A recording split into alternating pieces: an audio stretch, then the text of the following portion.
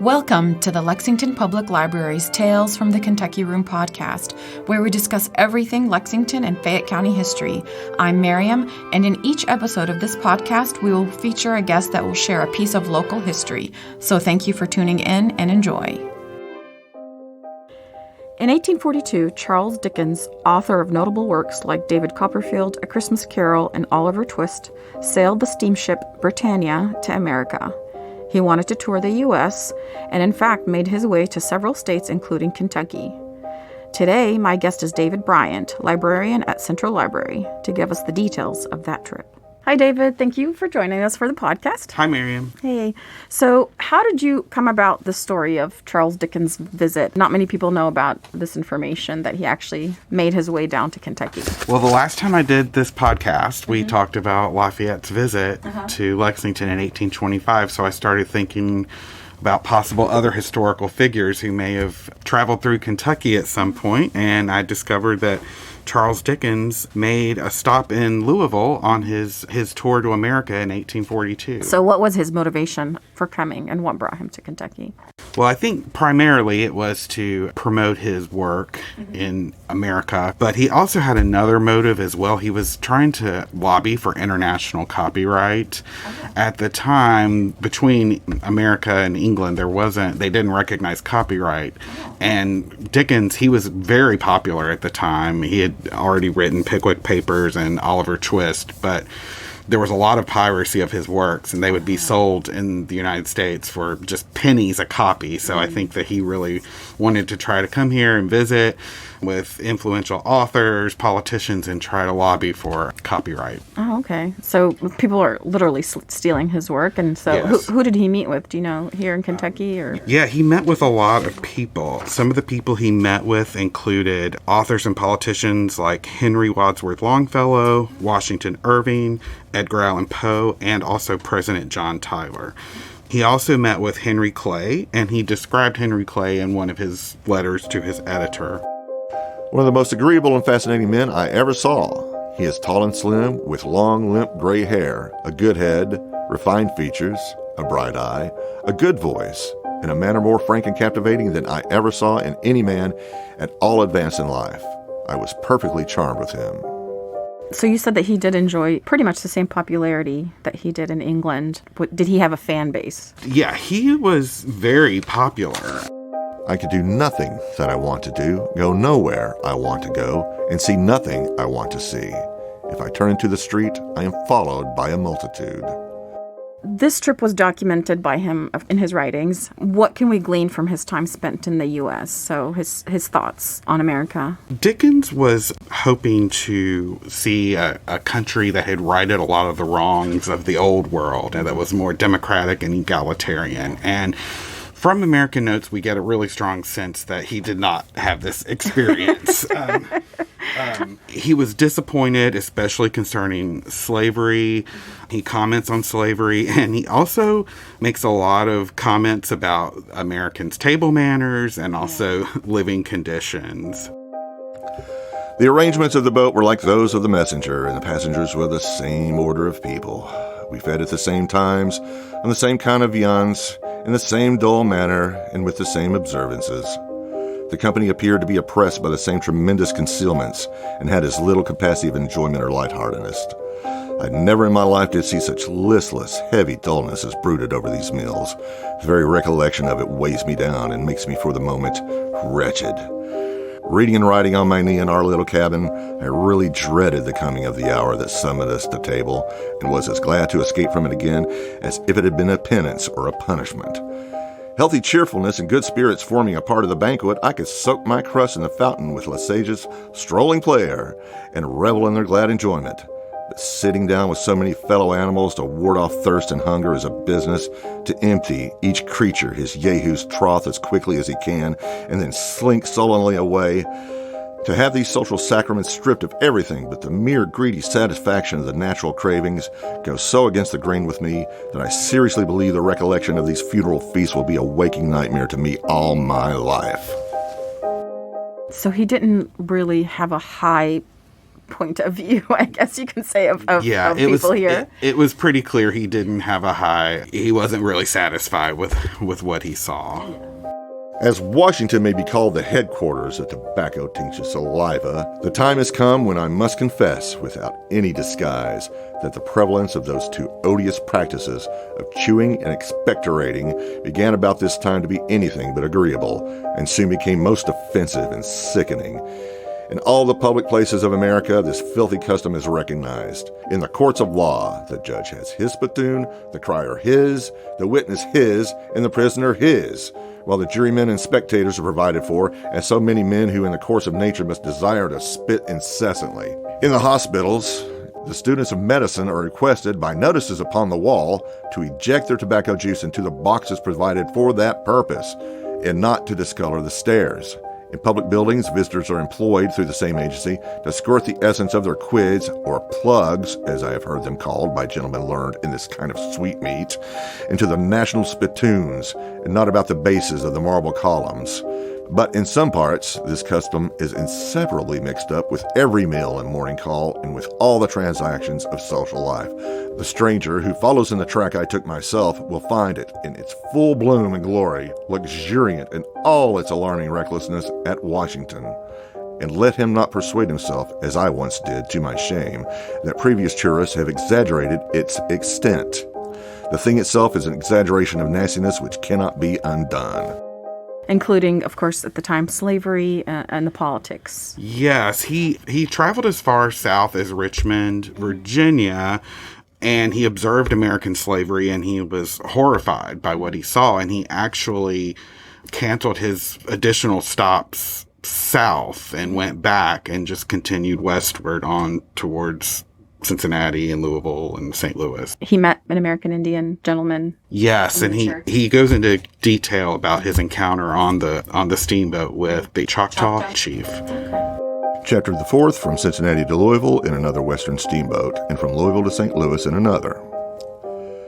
Leaving Cincinnati at 11 o'clock in the forenoon, we embarked for Louisville in the Pike steamboat, which, carrying the mails, was a packet of a much better class than that in which we had come from Pittsburgh. As this passage does not occupy more than 12 or 13 hours, we arranged to go ashore that night, not coveting the distinction of sleeping in a stateroom when it was possible to sleep anywhere else. There chanced to be on board this boat, in addition to the usual dreary crowd of passengers, one Pitchlynn, a chief of the Choctaw tribe of Indians who sent in his card to me and with whom I had the pleasure of a long conversation. He spoke English perfectly well, though he had not begun to learn the language, he told me, until he was a young man grown.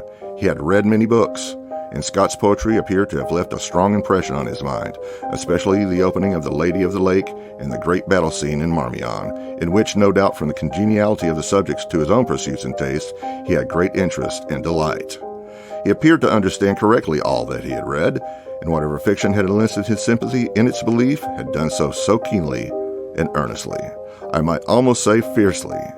He was dressed in our ordinary everyday costume, which hung about his fine figure loosely and with indifferent grace. On my telling him I had regretted not seeing him in his own attire, he threw up his right arm for a moment, as though he were brandishing some heavy weapon, and answered, as he let it fall again, that his race were losing many things beside their dress, and would soon be seen upon the earth no more. But he wore it at home, he added proudly.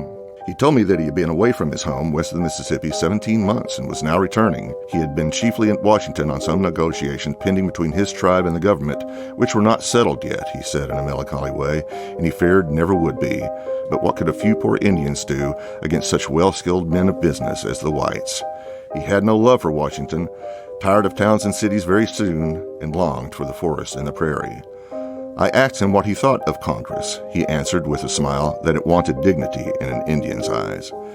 He would very much like, he said, to see England before he died, and spoke with much interest about the great things to be seen there. When I told him of that chamber in the British Museum wherein there are preserved household memorials of a race that ceased to be thousands of years ago, he was very attentive, and it was not hard to see that he had a reference in his mind to the gradual fading away of his own people. This led us to speak of Mr. Gatlin's gallery, which he praised highly, observing that his own portrait was among the collection and that all the likenesses were elegant. Mr. Cooper, he said, had painted the Red Man well, and so would I, he knew, if I would go home with him and hunt buffaloes, which he was quite anxious I should do. When I told him that supposing I went, I should not be very likely to damage the buffaloes much, he took it as a great joke and laughed heartily. He was a remarkably handsome man, some years past 40, I should judge, with long black hair, an aquiline nose, broad cheekbones, a sunburnt complexion, and a very bright, keen, dark, and piercing eye. There were but 20,000 of the Choctaws left, he said, and their number was decreasing every day. A few of his brother chiefs had been obliged to become civilized and to make themselves acquainted with what the whites knew, for it was their only chance of existence. But they were not many, and the rest were, as they had always been. He dwelt on this, and said several times that unless they tried to assimilate themselves to their conquerors, they must be swept away before the strides of civilized society. When we shook hands at parting, I told him he must come to England, as he longed to see the land so much, that I should hope to see him there one day, and that I could promise him he would be well received and kindly treated. He was evidently pleased by this assurance, though he rejoined with a good-humored smile and an arch shake of his head that the English used to be very fond of the red men when they wanted their help, but had not cared much for them since. He took his leave, as stately and complete a gentleman of nature's making as I ever beheld, and moved among the people in the boat, another kind of being. He sent me a lithographed portrait of himself soon afterwards, very like, though scarcely handsome enough, which I have carefully preserved in memory of our brief acquaintance. So tell us a little bit about his trip here, specifically in Kentucky. What was his experience like, and where did he visit? Well, throughout the American Notes, he talks about visiting unusual places and meeting unusual people, and you get a sense of that in the chapter on his travels through Kentucky. And there's a really interesting story about him visiting the Galt House Hotel. Well, the original Galt House that was on 2nd and Main Streets. And while he was at the Galt House, Dickens had a legendary confrontation with the hotel's proprietor, Major R.S. Throckmorton, and it actually appeared in newspaper accounts, including the New York Times. Throckmorton was a noted host and proprietor of the Galt House since 1835, and he was known as a master of hospitality throughout the South. And Throckmorton hosted a dinner for Dickens with prominent men from Louisville. And Charles Dickens didn't realize the difference between a proprietor of a great hotel in American and an innkeeper in a provincial English town, and was really dismissive to Throckmorton. Needless to say, the dinner became very strained. From the New York Times, 10/1/1879, General Telegraph News. It was in the old Galt House that Charles Dickens narrowly escaped being ejected. "I am glad to welcome you," said landlord Throckmorton to the famous novelist. "Sir," said Dickens in anger, "when I want you, I'll send for you. Begone!" Excitable and easy to anger, Throckmorton seized Dickens and swore he would throw him out. It was only the strongest pleading that prevented the execution of the threat. And after Dickens realized he had offended Throckmorton, he wrote a flattering description of the Galt House in American Notes. There was nothing very interesting in the scenery of this day's journey, which brought us at midnight to Louisville. We slept at the Galt House, a splendid hotel, and were as handsomely lodged as though we were in Paris, rather than hundreds of miles beyond the Alleghenies. Just to kind of make up for his little snafu. Yes, so it seems like he maybe struck a deal to write a flattering review. But in American Notes, like, he seems like he really just opposed a lot of things about American society. Like, he was really snobbish about some things. Yes, very much. I think he was just really stunned by the behavior and the table manners that people exhibited, and it's reflected in numerous passages in American Notes. And he has a nephew. He had a nephew. Yes. Here in Kentucky. That was an interesting story that I came across.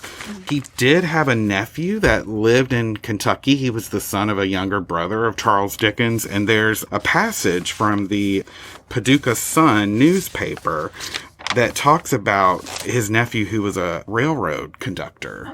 From the Paducah Sun, 2/22/1897. A nephew of the gifted writer in Kentucky. He is an engineer on the Illinois Central between Fulton and Cairo. Perhaps few people know that a nephew of Charles Dickens, the illustrious novelist who came to America in the 50s, and in his tour did not pass Paducah by, but came here and immortalized her name in history by writing her up in his American notes as the only city he ran across, boasting of a one-story house with a two-story porch and a two-story house with a one-story porch, is now running on the Illinois Central Railroad as an engineer between Fulton and Cairo. Yet an own nephew of the famous novelist handles the throttle on a big IC locomotive every day, and no doubt feels as happy and contented as if he was driving the transcendent pen of his dead relative instead of a 10-wheel locomotive. The nephew is named after the eminent litterateur, Charles Dickens, and is a son of August N. Dickens, a younger brother of the gifted man, who came to America in 1850. Young Dickens, the engineer, resides in LaSalle, Illinois, and is very diffident about claiming kin. He also encountered a very interesting individual that goes by the name of the Kentucky Giant. Yes, and keeping in with Dickens' habit of seeking out unusual places and people, he goes on to describe meeting a man named Jim Porter, who was also known as the Kentucky Giant. And Porter is really a legendary figure in Louisville. At the age of 17, he started to grow several inches a month. Wow. Over a period of 3 years, he reached 7'8". Locals apparently would place bets on how much he would grow in a week. He was somewhat of a celebrity. I wonder if there's like a medical condition that could explain, from the point of view of a 21st century. Apparently it was a glandular condition that caused, and there are other examples of people growing like this, but I imagine now we have treatments for that help people. The city presenting no objects of sufficient interest to detain us on our way, we resolved to proceed next day by another steamboat, the Fulton, and to join it about noon at a suburb called Portland, where it would be delayed some time in passing through a canal. The interval after breakfast we devoted to riding through the town, which is regular and cheerful, the streets being laid out at right angles and planted with young trees. The buildings are smoky and blackened from the use of bituminous coal, but an Englishman is well used to that appearance and indisposed to quarrel with it. There did not appear to be much business stirring, and some unfinished buildings and improvements seemed to intimate the city had been overbuilt in the ardor of going ahead, and was suffering under the reaction consequent upon such feverish forcing of its powers. We found the steamboat in the canal, waiting for the slow process of getting through the lock, and went on board, where we shortly afterwards had a new kind of visitor in the person of a certain Kentucky Giant, whose name is Porter, and who is of the moderate height of 7 feet 8 inches in his stockings. The Kentucky Giant had a weakness in the region of his knees and a trustfulness in his long face, which appealed even to 5 feet 9 for encouragement and support. He was only 25 years old, he said, and had grown recently, for it had been found necessary to make an addition to the legs of his inexpressibles. At 15, he was a short boy, and in those days his English father and his Irish mother had rather snubbed him as being too small of stature to sustain the credit of the family. He added that his health had not been good, though it was better now, but short people are not wanting who whisper that he drinks too hard. I understand he drives a hackney coach, though how he does it, unless he stands on the footboard behind and lies along the roof upon his chest with his chin in the box, it would be difficult to comprehend. He brought his gun with him as a curiosity. Christened the Little Rifle and displayed outside a shop window, it would make the fortune of any retail business in Holborn. When he had shown himself and talked a little while, he withdrew with his pocket instrument and went bobbing down the cabin among men of 6 feet high and upwards, like a lighthouse walking among lampposts. It should be mentioned, though, that Dickens made another trip to the United States in 1867. Oh, okay. He had planned to come earlier, but of course the Civil War put a damper on that. And in his second visit, it went much more smoothly. It focused more on entertaining large crowds, doing readings from his books.